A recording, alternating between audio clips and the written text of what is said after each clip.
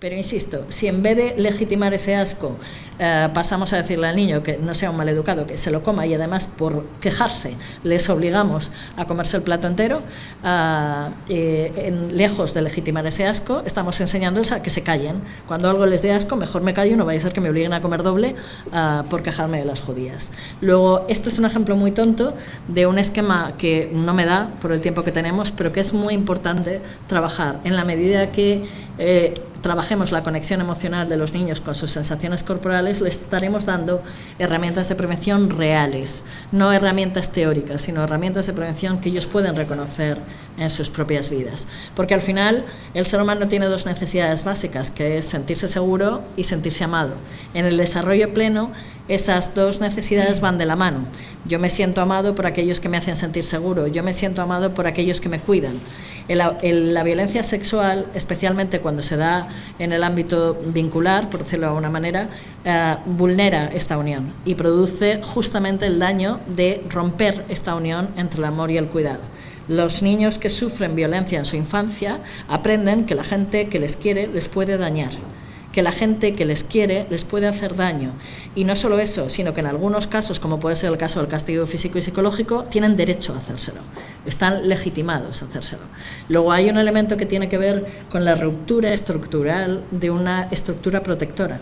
Nosotros venimos preparados para cuidar a nuestras crías, como animales que somos, como especie mamífera que somos, venimos programados para criar a nuestras crías y para cuidarlas y para unir en esa relación afectiva el amor al cuidado, el amor a la seguridad.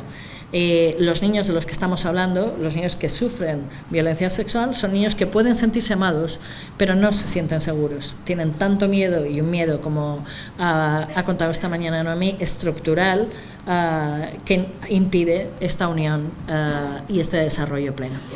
En ese sentido, ¿qué tercer elemento vamos a tener que trabajar en la prevención? Las redes protectoras. En la medida que tengamos situaciones de exclusión social, y la red protectora, como yo suelo explicar, yo utilizo siempre la imagen del árbol. Suelo explicar que la red protectora, una red, se compone de los vínculos verticales y los vínculos horizontales. Los vínculos verticales en este árbol serían las raíces, que son aquellos que han cuidado de mí, aquellos que han garantizado mi subsistencia, mayoritariamente, generalmente suelen ser los padres, pero no necesariamente, aquellos que han cuidado y garantizado mi subsistencia y aquellos a quienes yo se la garantizo. Las raíces del árbol, los vínculos verticales, son aquellos vínculos donde se une el amor a la subsistencia, a la seguridad básica.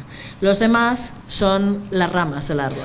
Las ramas del árbol, empezando por los hermanos, que son compañeros de camino, no son vínculos verticales, siguiendo por los amigos, por la pareja, toda la gente con la que vamos estableciendo vínculos a lo largo de nuestra vida, y que imagínense este mismo árbol sin ramas. Imagínense un árbol sin ramas. Un árbol sin ramas puede sobrevivir, pero en un árbol sin ramas no hay pájaros, no hay árboles, o sea, no hay flores, no hay hojas, no hay vida. La vida, la protección, el desarrollo pleno, nadie es feliz solo, nadie se desarrolla plenamente solo. Es necesario generar redes protectoras, no solo desde la perspectiva de que los niños puedan pedirnos ayuda, sino desde la perspectiva de un desarrollo pleno. El desarrollo pleno no pasa solo por la subsistencia, pasa también por tener una red afectiva que te sostenga y que te acompañe. Una cosa son los vínculos verticales, las figuras paternas y los hijos, y otra cosa son los vínculos horizontales. En esa red estaríamos nosotros, las instituciones, los que nos acercamos a los niños, diciendo: nosotros queremos protegerte, queremos acompañarte, queremos cuidarte. Esa red institucional es una red que, como bien han explicado en la mesa anterior, inconsciente o conscientemente, vulnera esa protección, y lejos de acercarse al niño como una red protectora, acaba acercándose al niño como una red dañina y que agudiza el fenómeno de la violencia sexual. Porque la red acaba siendo un espacio de seguridad, acaba siendo una condición para promover la resiliencia en el niño y acaba siendo el espacio vincular y socializador básico del niño. Luego, entonces, imagínense vivir en exclusión. ¿Qué significa vivir en exclusión de cara a la violencia sexual? Significa vivir con miedo, significa sentirse diferente, es decir, sentirse peor, acuérdense. Significa la dificultad para integrarme en otras redes. Entonces resulta que empezamos a trabajar con estos niños y tienen verdaderas, claro, ¿cuál es una de las consecuencias que deja la violencia sexual en la infancia a lo largo de toda la vida? la dificultad para confiar en otras personas, la dificultad para generar otras redes, la dificultad para encontrar otras figuras de apoyo, la dificultad, ya no digamos, para establecer pareja, la dificultad para confiar en otras personas. ¿Por qué? Porque su red básica no fue una red protectora, no fue una red de seguridad, fue una red de daño. Luego, a partir de ahí, los niños y niñas aprenden a no confiar. Y esa es una enseñanza que queda estructural en la persona. No es una cosa que vaya a acabar cuando acaba la violencia sexual. Ya se ha sembrado esa ruptura de la que hablábamos entre el amor y la seguridad. Con lo cual, a partir de ahí, van a tener dificultades para integrarse en cualquier red protectora. Hay un elemento de vulnerabilidad que estamos creando, que hace 20 años no era un elemento tan claro como lo es ahora, pero ahora mismo es un elemento de vulnerabilidad que hay que trabajar en la prevención de una manera específica si queremos prevenir la violencia sexual, que es el comercio con la intimidad. Si se acuerdan en este esquema que decíamos pasar de la afectividad a la intimidad, de la intimidad a la sexualidad y la sexualidad a la genitalidad, en la medida que estamos legitimando el comercio con la intimidad, y lo estamos haciendo todos, en la medida que legitimamos el comercio con la intimidad, estamos saltándonos un paso protector en este círculo. Estamos pasando directamente por alto todo lo que tiene que ver con la protección en la intimidad, el manejo protector de la intimidad. La cultura de la imagen que estamos creando, lo exterior, lo fotografiado, cómo publicamos todos fotos de nuestros hijos en las redes sin término y sin límite, sin ni siquiera plantearnos preguntarles a ellos si quieren salir en las redes, preguntarles a ellos si quieren que pongamos fotos suyas en las redes. O sea, no es algo que hagan solo los chicos entre ellos, es algo que también estamos haciendo los adultos y estamos legitimando. Difícilmente yo voy a poder trabajar el manejo protector de la intimidad con los niños y con las niñas en las escuelas si esto es una pauta generalizada y asumida como normal, el comercio con la intimidad y el comercio con la imagen específicamente dentro de esa intimidad. La violencia psicológica incorporada dentro de ese comercio con la intimidad, ¿no? El chantaje, la manipulación, el engaño, las amenazas, todo lo que se pone en marcha a partir de que se comercia con la intimidad y sin ni siquiera haber llegado a la sexualidad y a la genitalidad. Todas las formas de violencia que suceden a través de la violencia psicológica que se da en las relaciones fruto de este comercio con la intimidad. El uso de las redes sociales es uno de los elementos, pero a mí me parece que tiene que ver con un concepto general de la intimidad, no es solo una cuestión de las redes sociales y, por supuesto, las redes sociales además nos lo agravan al darnos la impunidad del anonimato. ¿Qué es lo que ha pasado con todo el fenómeno de violencia sexual?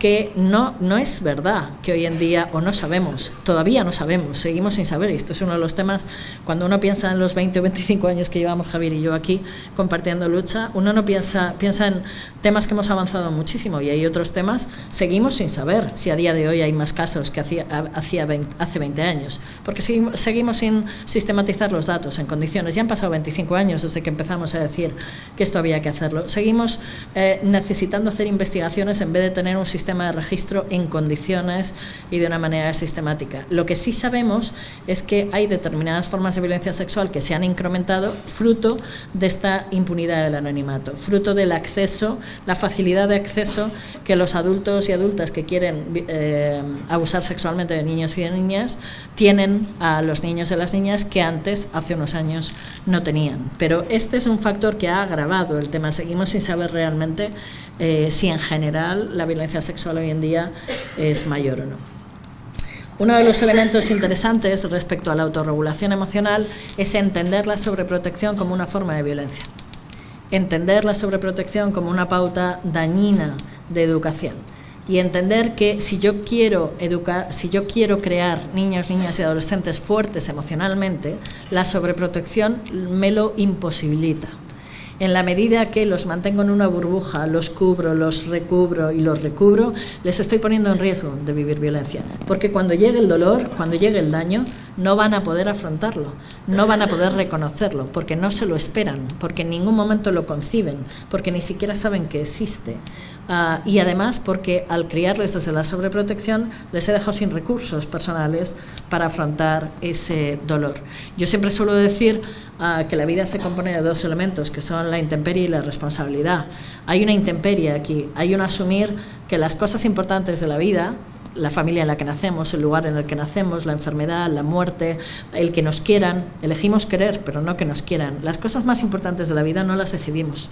Y eso implica asumir que vivimos a la intemperie, asumir que no podemos hacer nada nadie puede garantizarle a su hijo o a su hija que no va a vivir dolor. Nadie, es más, le puede garantizar que sí lo va a vivir. En algún momento o en otro de la vida sabe que va a atravesar el dolor y el sufrimiento. Luego entonces la sobreprotección le va a dejar sin pautas en este equilibrio que hace falta en la educación entre la autonomía y la protección. Si nos volcamos hacia la sobreprotección, estamos dejando a los niños, niñas y adolescentes sin recursos de autonomía que van a necesitar para prevenir las formas de violencia sexual. Estas frases, por eso digo que el trabajo de la prevención no tiene que ver con el sexo. El trabajo de la prevención de la violencia sexual es mucho más amplio, muy anterior y mucho más estructural. Estas frases maravillosas a las que todos estamos acostumbrados de quédate a mi lado, en el pueblo, cerquita mío, no te vayas demasiado lejos, que vete a vivir a la calle de al lado o como mucho al pueblo de al lado, ya no te plantees irte a Sevilla, que está muy lejos y es muy grande, y por supuesto ya no te plantees irte a Madrid, que la capital está lejísimos. Esta cosa de no, el control y el miedo. Estamos educando a los niños desde el miedo, inculcando miedo. Ten cuidado, ten cuidado, ten cuidado, ten cuidado no salgas, ten cuidado no hagas, ten cuidado no digas. Y la gente está confundiendo la protección con inculcar miedo, con el control. En la medida, y es lo contrario, en la medida que inculcamos miedo, paralizamos a los niños. Con lo cual, al paralizarlos, les dejamos sin recursos para protegerse y para pedir ayuda. Luego, entonces, uno de los elementos esenciales aquí es arriesgarse. A que salgan, a que hagan, a que prueben, a que se abran, a que vivan, porque solo en la medida que son capaces de desarrollar esa autonomía van a poder gestar criterios, porque va el segundo, que es el mejor. Hay dos mensajes muy habituales que son fantásticos en el trabajo de prevención. Es este de, yo sé mejor, tú hazme caso a mí, que yo sé mejor que tú lo que tú necesitas. Ojo a la perversión del mensaje. Es, olvídate de tus sensaciones corporales, olvídate de tus sensaciones emocionales, tú hazme caso a mí, que yo sé mejor lo que tú necesitas. Entonces, cuando llega el abusador o la abusadora y le dice, tú hazme caso a mí, que ya verás como si no me haces caso pasan cosas muy malas, pues obviamente, claro que le va a hacer caso.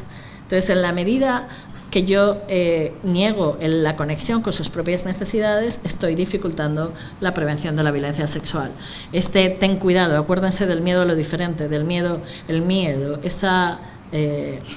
ese miedo inculcado y sistemático que estamos metiendo como en la piel a los niños, niñas y adolescentes, ¿no? Y hay un punto evidente que tiene que ver con la prevención, que es la legitimación de la violencia emocional como parte de las relaciones. Esto está a la orden del día.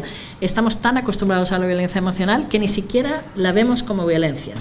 La manipulación, la dependencia, el chantaje, la culpa, con lo que yo he hecho por ti, con lo que me he sacrificado, deberías estar agradecido, me debes la vida.